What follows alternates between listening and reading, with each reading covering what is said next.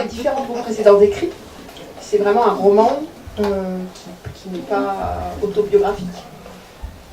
Alors, pour être tout à fait exact, mes 2 premiers livres étaient effectivement des livres témoignages.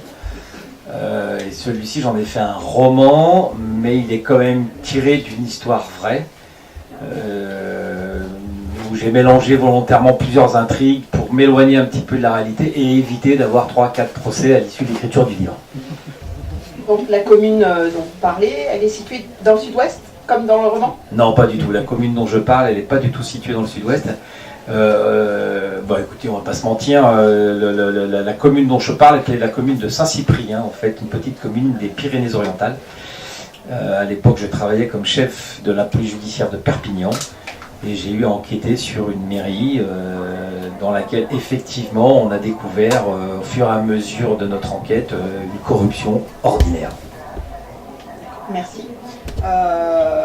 Donc, ma question suivante, c'était avez-vous eu l'occasion d'approcher des délinquants en col bleu, col blanc, col bleu? Eh ben oui, ça fait 30 ans que je suis policier, ce qui ne nous rajeunit pas. Salut la génération biberon. 30 ans de police dans plein de services d'investigation judiciaire différents, Cannes, Perpignan, Grenoble, Marseille. Et effectivement, ce n'est pas de la prétention que de dire ça, c'est une réalité. J'ai eu à traiter et avoir affaire à toutes sortes de délinquants, dont des délinquants en col blanc. Et pour être tout à fait honnête, je préfère les délinquants aux mains sales que les délinquants en col blanc. Voilà, parce que la difficulté quand vous commencez à travailler sur des élus ou sur une commune, c'est que forcément à un moment donné, il va y avoir un enjeu politique et que même s'il n'y a pas d'influence directe de la part de magistrats, de la part d'hommes politiques, il y a quand même une forte pression et on ne travaille pas très sereinement quand on travaille sur des élus locaux et d'autant plus qu'on nous fait bien comprendre qu'on n'a pas intérêt à se planter parce que si on se plante, derrière on va prendre la rafale. Et c'est d'ailleurs ce qui s'est passé dans la réalité, c'est ce que j'ai voulu transcrire dans le bouquin aussi, c'est de dire qu'on a travaillé sur la commune, on a arrêté le maire, on nous a félicités, on nous a dit bravo, c'est exceptionnel, on le savait tous, c'était un maire ripou, il était temps que vous l'arrêtiez, c'était formidable ce que vous avez fait. Il est parti en détention provisoire, ce qui a étonné tout le monde aussi, parce que c'est très rare en France qu'un élu en exercice parte en prison. Ce qui a été le cas dans cette affaire-là, et malheureusement, c'est une tragédie, le maire s'est suicidé en prison. Et à partir du moment où le maire s'est suicidé en prison, alors que c'est pas nous qui avons décidé de son incarcération, c'est quand même la justice qui décide de l'incarcération, ce ne sont pas les flics. Et bon, on s'est pris la rafale. On dit comment avez-vous osé, pourquoi il est resté en prison, etc.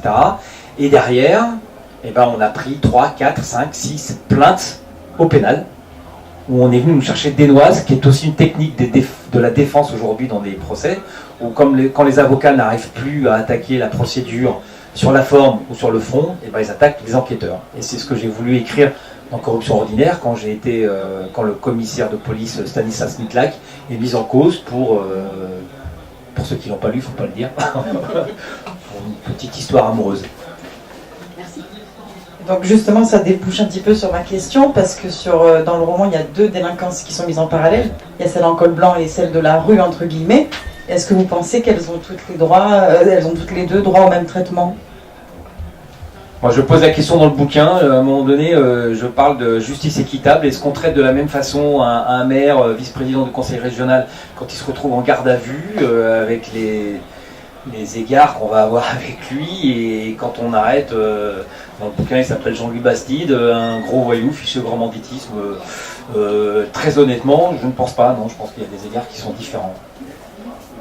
Même si la finalité, je vais mettre un petit peu de bémol dans ce que je dis, vous imaginez bien que...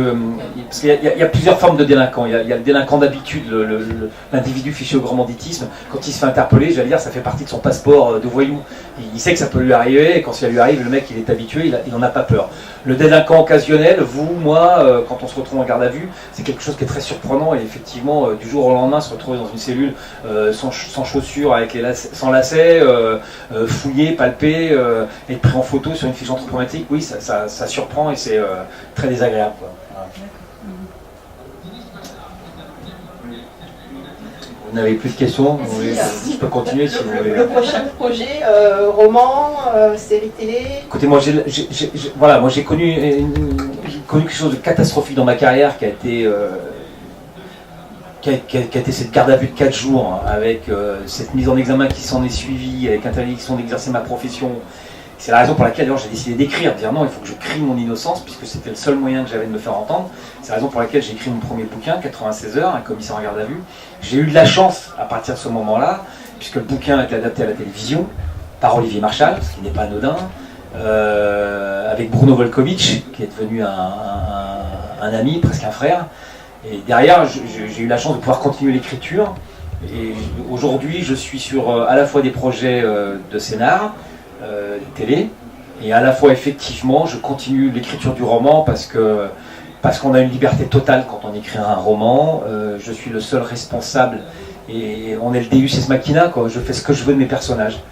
Et j'ai trouvé une idée au cours de cet été. Je me suis lancé dans l'écriture d'un bouquin que je vais très certainement appeler Cap Canaille, ou alors Comme des vieux, pour faire référence à la génération du bon.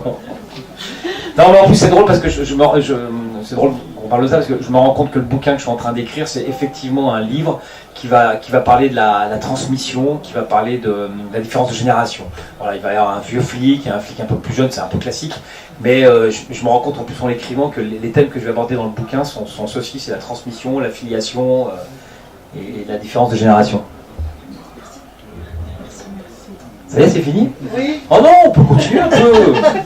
Non, merci à vous, c'est super, hein, vraiment. Et encore bravo à toute l'organisation de Cujean Mestras, on est super bien reçus. Et on passe un vrai petit moment de bonheur. Merci à vous tous.